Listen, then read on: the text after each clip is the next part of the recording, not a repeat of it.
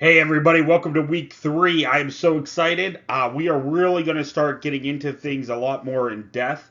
The last couple of weeks we've talked a lot about the process of how to get to an IEP.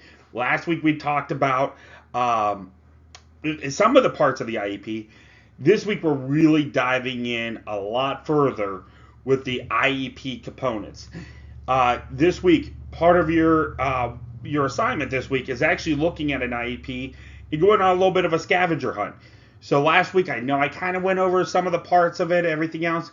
This week, you actually get to look at a real IEP. You're going to be looking for different parts of it. Excuse me. And you're going to be seeing uh, a document that you're going to have to work with when you are out in the field. So this week we're going to talk about some of the parts of the IEP. We're going to take a little bit of a step back. We're going to talk about some of the basics, and this is overall pretty short lecture today. As you can tell, there are going to be some slides that obviously I put together, and you're going to be able to tell which ones they are. And there's going to be some that my predecessor put together, but they're really, really good, and we're keeping them. In this case, obviously, my predecessor put this together. This is not my style whatsoever, but it's okay. The content is good. So we're going to get into it with the IEP components and other important info in the IEP. So there's a 7-person IEP team. There's a parent, one or more gen ed teachers, one or more special ed teachers, representative of a local education agency. Generally, that's called a district representative. An individual that can interpret the evaluation results. That's normally for ETRs, but we'll talk about there in a second. Other individuals that may have insight into the students, such as speech pathologists, OTs, PTs, you name it, and the student. So we're going to go through these. What is everybody's role for an IEP team? And there are roles here. So the first off is the parent. Their role is to advocate for their child. They know their child better than we do. And that's the one thing I tell my staff all the time. I understand that we work with their child 5 days a week, 7 hours a day for about 180 days a year. They live with their child. They are working with their child 365 days. So the parent's going to have a lot of insight. And a lot of times, from what I have seen in my experience, a lot of times the IEP teams actually don't value the parent's opinion as much. And that's not really good practice. The parent is an equal member of the team. One or more gen ed teachers. So, what is a gen ed teacher supposed to do in these meetings? And I know a lot of you aren't going into special education, you're going in to be a gen ed teacher, whether it's in art or early elementary education, whatever it may be. So, what does a gen ed teacher do in this case? Well, the gen ed teacher brings a couple different things. First off, hopefully they have some knowledge of the child. Uh, and they can talk about not just the child, but they can talk about a typically developing peer. Because I can tell you, and I've been in special education a pretty long time, and sometimes, admittably, I forget what a typically developing age peer can or can't do, right? So this gen ed teacher works with everybody, kind of knows where they should be skill wise. The third thing a gen ed teacher brings to the table in these meetings is they know the content in the curriculum. So they know what's expected of these children. Our intervention specialist, they have, like, I have my intervention specialist license, for example, but it's K through 12. I'm not necessarily specialized in any specific content area. I'm specialized in all of them in a broad sense. So that gen ed teacher who knows the content a lot better, they're going to bring that to an IEP meeting. Also, one or more special ed teachers. So there are times where generally it's going to be one, admittably, but sometimes we share caseloads. We can get a little creative with how we split up caseloads, things of that nature. The special ed teacher generally is going to be the one who drafts the document. So they're going to know the document inside and out going into the meeting because they've drafted it. Now, a draft is not a permanent document. It is not the final document. It is just that it's a draft to help save time. So in theory, it's supposed to be everything is done at a meeting. That's just, it's a long document. So yeah, we try to draft it out ahead of time. But what else is a special ed teacher bringing to this meeting? Well, they're going to first off know the document, but they're also, special ed teachers are also known as intervention specialists. We specialize in interventions. We specialize for that kid that struggles, which obviously this child probably struggles in some area, whether it's academically or behaviorally, whatever it may be. We're going to bring some of ideas about different interventions that may work. Admittedly, sometimes it's throwing spaghetti against the wall and seeing what sticks when it comes to interventions. That's just how it is. But we know, even though we're throwing spaghetti against the wall, we know what has been researched and what is evidence-based practices. We're bringing that to the meeting. Who else could be there? Well, an individual that can interpret the evaluation results. Now, generally, in an ETR meeting, that's going to be the school psychologist's job. However, for an IEP meeting, we normally don't bring the school psychologist in. We can, when we have before, but generally, the intervention specialist is going to have enough of an insight to interpret what those evaluation results were and how it manifests into the IEP that they drafted. So that's normally the intervention specialist that does that, but it could be somebody else. A representative of the local education agency, which I realize I skipped, but it's okay. There's no particular order to these. That is generally a district representative. What does a district representative bring? And why does a district representative, like a principal, have to be in this meeting, or sometimes a special ed director? At my school, it's normally me. What do we bring to the table? Well, quite simply, we're the people that are assuring that this plan will be followed with fidelity. We are saying that we are the leaders of the building and we are ensuring that this is going to be followed. Other individuals that may have insight into the student. Sometimes that could be an aide if they have an aide, or there's an aide in the classroom. Sometimes it's a school nurse. Sometimes, or more oftentimes, it's a speech pathologist, occupational therapist. Our speech pathologists, they're so knowledgeable about articulation and expression, and there's two parts of expression, obviously, that they really look at, both the receptive and the expressive part of expression. But they're going to look at that. They're going to look at the articulation. They bring a lot to the table. Our occupational therapist, they focus a lot on fine motor skills, handwriting, tying shoes, zippers, buttons, things of that nature. Things that with fine motor, they're going to bring a lot to the table. They also have a lot of knowledge when it comes to sensory issues that sometimes we underutilize in our field. A lot of occupational therapists, they bring in a lot of knowledge with those sensory issues.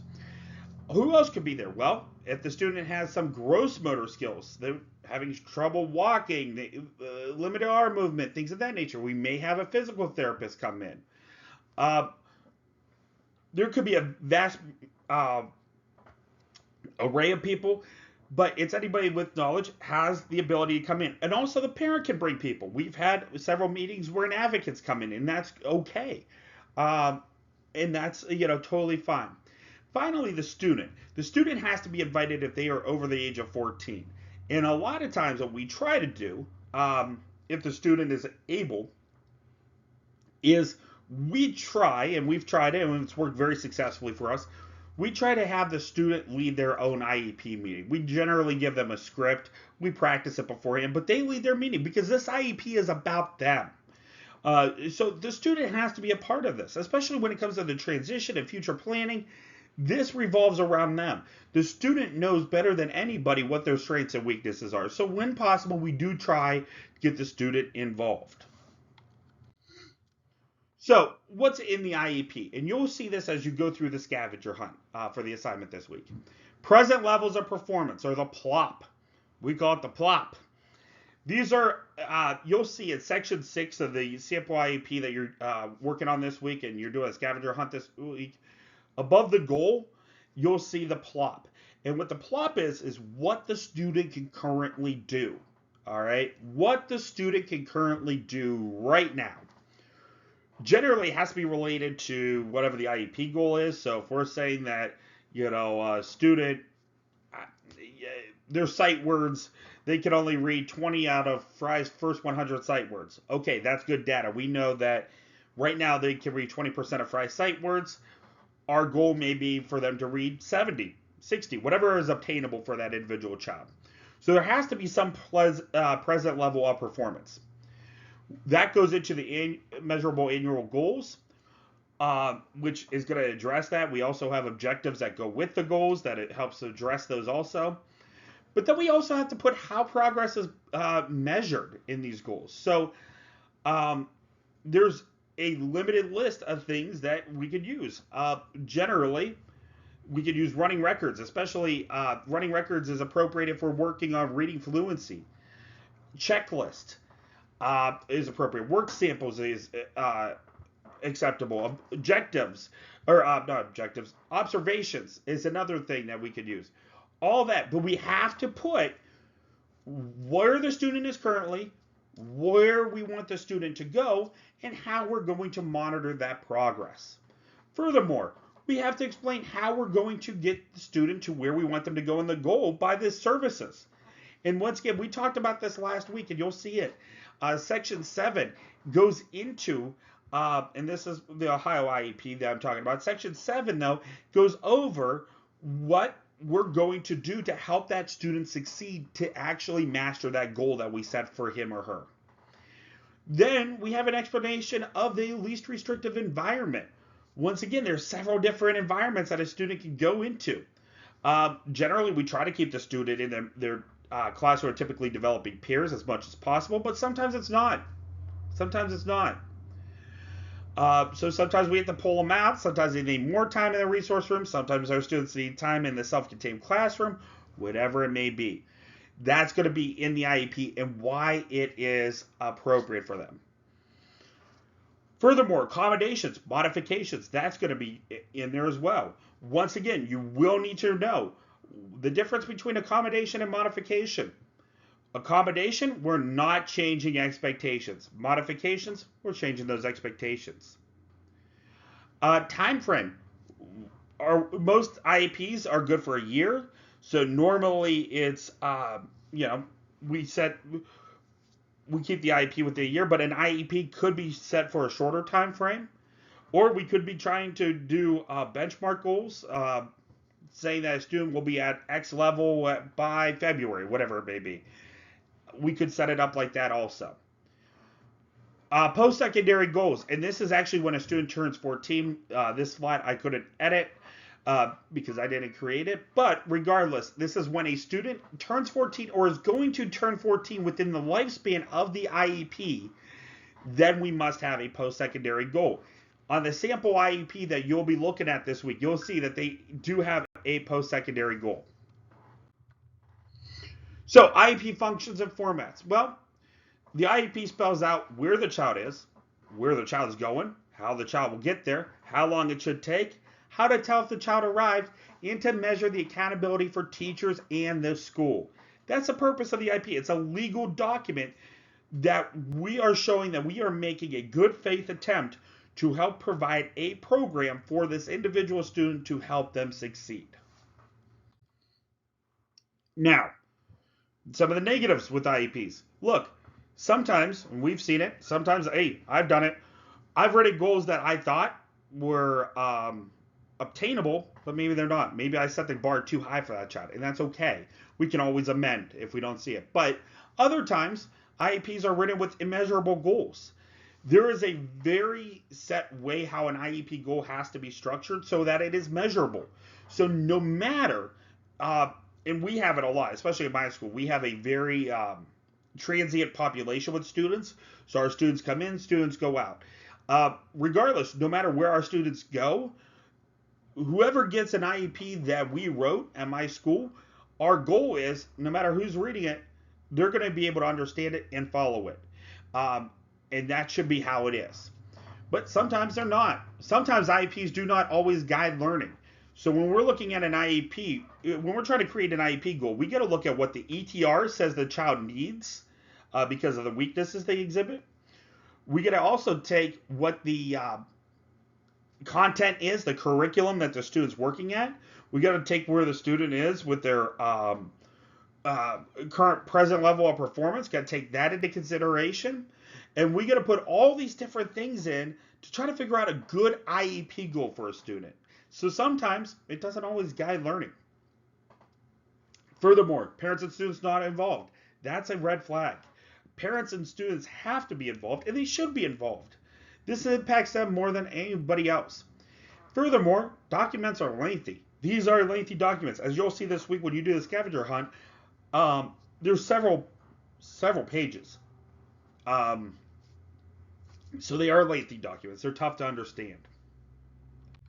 The bright side is students can learn to be actively involved in the IEP process. Like I said, one of the best things that we try to do, we try to let the students run their own IEP meetings, especially once they reach the age of 14. Some students can, some students can't. I can't say we do it all the time, but we try to. Regardless, we want to make sure they're involved. Positive correlation between participation in IEP meetings and academic achievement, because a lot of times, once the child realizes that an IEP is not necessarily a negative, there is a negative connotation to it, but it's actually a positive, like we're all trying to help you succeed. A lot of times students really buy into that and they find it pretty cool. And they do. We have seen, results have shown that there is a rise of academic performance. That is all. I know this was a shorter lecture, but that's all that I had for today. If there's any questions, please feel free to reach out. If not, have a great rest of your week.